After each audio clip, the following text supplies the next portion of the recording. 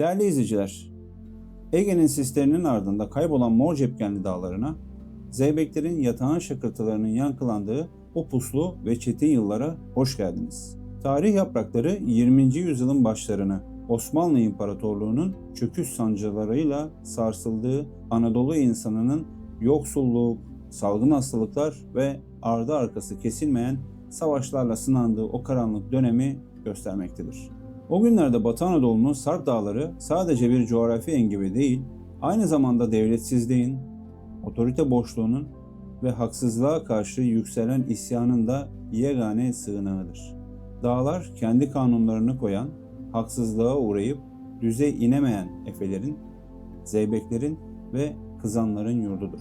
Bu videomuzda sizlere Ege'nin o destansı direnişinde adı dağlara altın harflerle kazınmış, sosyal eşkıyalık geleneğinin en saf, en vatansever hallerinden birini temsil eden bir kahramanı anlatacağım. Arşiv kayıtlarında ve halkın sözlü belleğinde zaman zaman farklı isimlerin birbirine karıştığı, ancak cesaretin ve fedakarlığın asla unutulmadığı bir efsaneden bahsedeceğiz. Araştırmacı Şahin Efe Yılmaz'ın Anka Enstitüsü'nde yayımlanan ve Güney Cephesi'nin prosopografik yapısını inceleyen çalışmalarında da belirttiği üzere halk arasında ve bazı modern araştırmalarda parmaksız Hüseyin Efe olarak hafızalara kazınan bu büyük direnişçi aslında asıl adı Hasan olan, ancak mirasını ve kahramanlıklarını yaşatan oğlu Hüseyin Urun adıyla ve bölgedeki diğer ünlü Hüseyin Efelerle, örneğin Gökçen Hüseyin, Kıllıoğlu Hüseyin gibi kimliği harmanlanarak bir halk efsanesine dönüşen Gazi Yörük Parmaksız Hasan Efe'dir. Tarihsel süreçte Efelerin şanının çocuklarının ismiyle veya silah arkadaşlarının adlarıyla anılması Ege'nin sözlü kültürünün de bir cilvesidir. Bu videoda adını milletin kalbine yazdıran bu efsaneyi, Parmaksız Efe kimliğinin ardındaki o devasa hayat hikayesini, onun sosyal eşkıyalık bağlamındaki o muazzam dönüşümünü bir destan coşkusuyla ele alalım. Hazırsanız hep beraber Ege'nin çam kokulu dağ yollarına düşelim.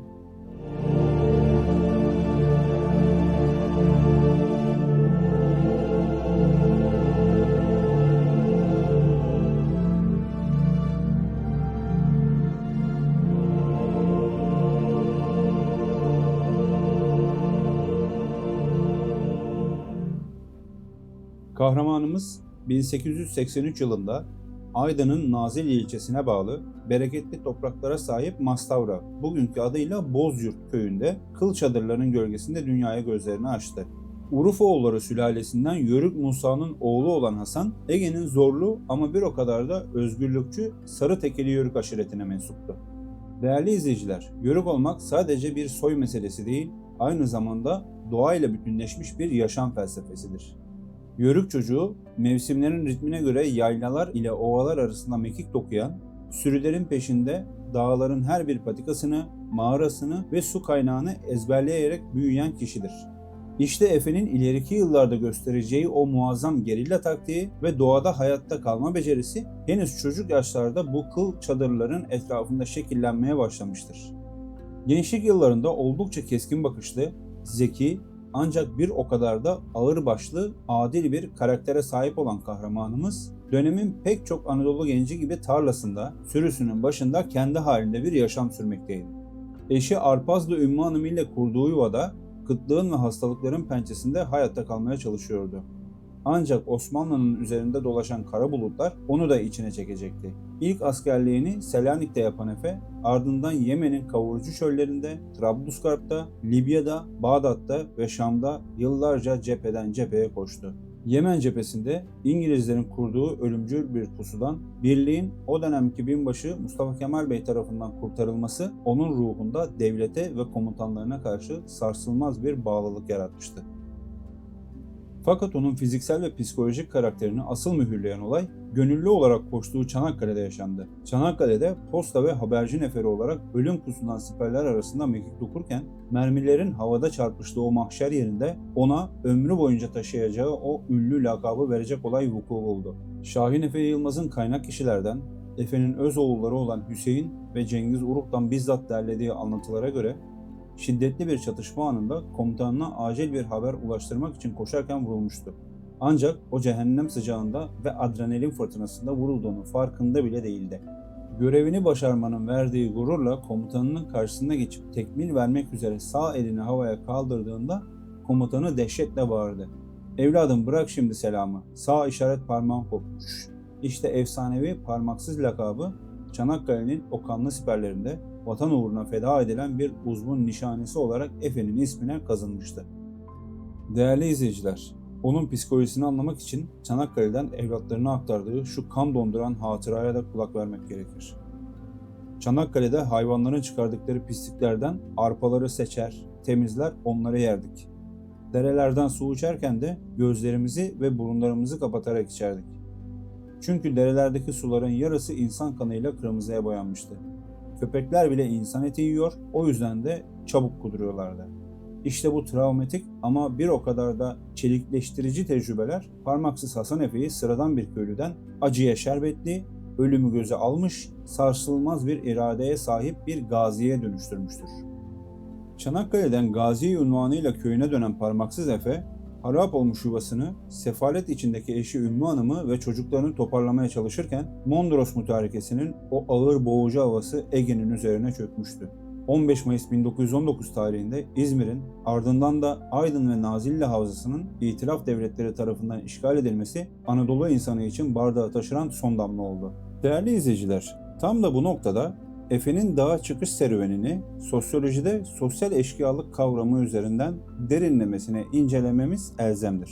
Eşkıyalık tarihi araştırmacısı Onur Akdoğu'nun Zeybekler tarihi üzerine yaptığı devasa çalışmalarda belirttiği gibi Batı Anadolu'da Efe ve Zeybek kültürü devlet otoritesinin zayıfladığı anlarda haksızlığa uğrayan köylünün kendi adaletini arama mekanizması olarak doğmuştur. Onur Akdoğu'nun deyimiyle fakire zararı dokunmayan zenginler Efe'nin doğal düşmanıydı. Geleneksel Efeler zenginden alıp fakire veren, yöre eşrafının ve yozlaşmış devlet memurlarının zulmüne karşı dağların kanunu uygulayan, adaletsizliğe baş kaldıran yerel otorite figürleriydi.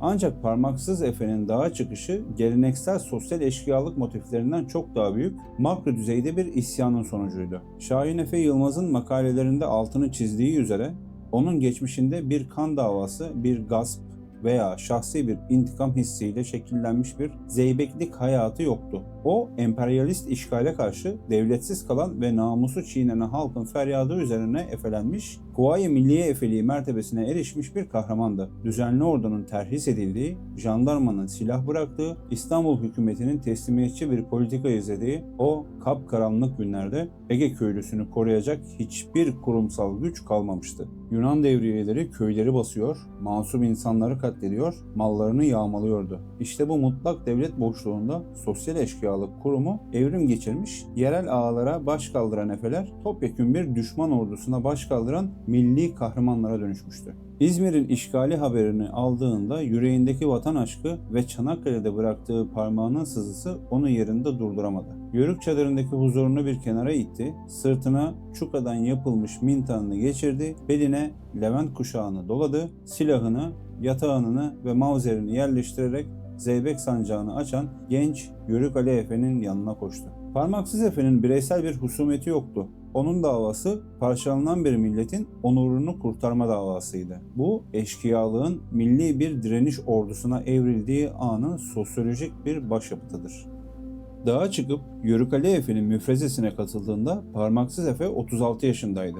Yörük Ali ise henüz 24 yaşında gencecik bir delikanlıydı. Bu ikili arasındaki ilişki Ege'nin Zeybeklik kültüründeki o muazzam hiyerarşik saygının ve derin dostluğun en güzel örneğidir. Parmaksız Efe yaşına ve savaş tecrübesine rağmen hiyerarşiye saygı duyarak Yörük Ali'ye Ali oğlum diye hitap ederken Yörük Ali Efe de onun Çanakkale görmüş, cephe tozu yutmuş gazi kimliğine ve yaşına hürmeten ona daima Hasan Efem diyerek karşılık verirdi. Bu efsanevi çetenin büyümesinde en büyük lojistik üs Yörüklerin kıl çadırlarıydı. Askeri arşiv araştırmacıları Yörük kadınlarının bu direnişteki rolünü sıkça vurgular. Parmaksız Efe'nin eşi Ümmü Hanım gibi kadınlar dağlardaki Yörük yurtlarını adeta birer karargaha dönüştürmüştü. Yunan devriyelerinin hareketleri bu göçebe Yörükler tarafından gizlice takip ediliyor, Zeybeklere istihbarat sağlanıyor ve dağlardaki Efelerin peynir, yoğurt, et gibi erzak ihtiyaçları bu çadırlardan gizlice karşılanıyordu. Efelerin arkalarındaki bu devasa halk desteği olmadan dağlarda bir gün bile tutunmaları imkansızdı. Onlar halkın içinden çıkmış ve halkın koruyucusu olan gerçek sosyal eşkıyalardı.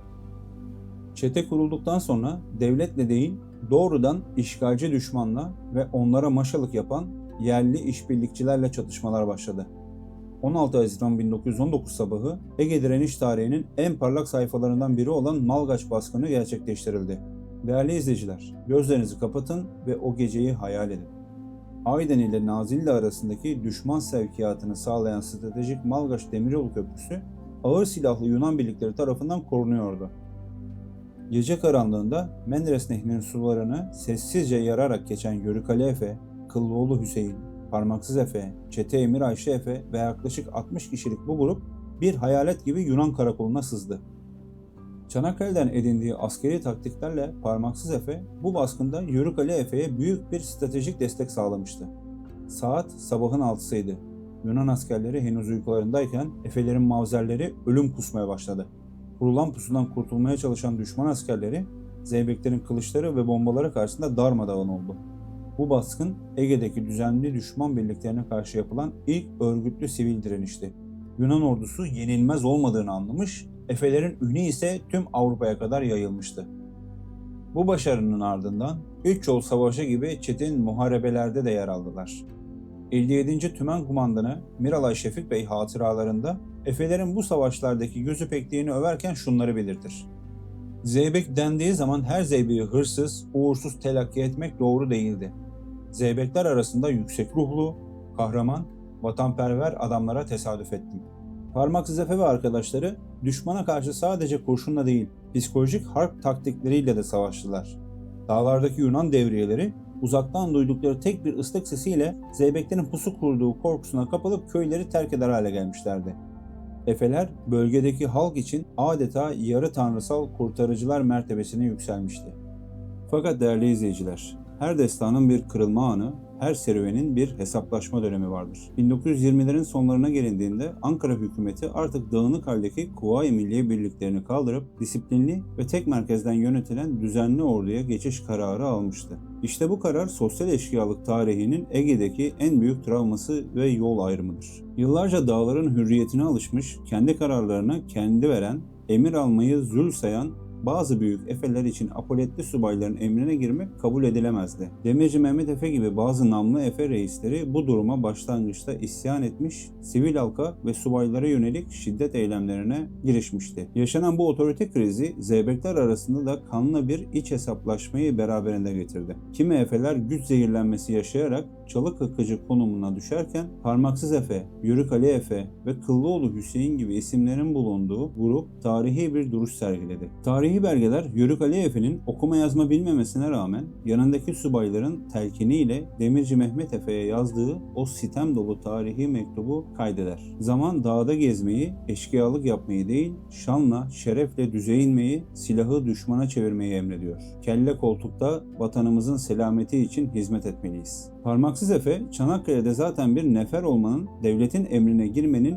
ne demek olduğunu en acı yolla öğrenmiş bir gaziydi. O, nefsiyle olan savaşını çoktan kazanmıştı. Bu nedenle düzenli orduya geçiş sürecinde hiçbir zorluk çıkarmadı. Düzenli ordu saflarına katıldıklarında omuz omuza savaştığı Efelerin bir ihanete veya çapulculuğa sapıp yok olduğuna yahut cephelerde şehit düştüğüne şahit oldu. Özellikle yakın silah arkadaşlarının kaybı ve iç çatışmalar Efe'nin ruhunda derin yaralar açmıştı. Savaşın sonunda 9 Eylül 1922'de Yunan'ın denize döküldüğü o muzaffer güne kadar elinden silahını, yüreğinden vatan sevgisini bir an olsun eksik etmedi. O, dağların kanununu bırakıp Cumhuriyet'in nizamına boyun eğen Zeybek olarak tarihe geçti.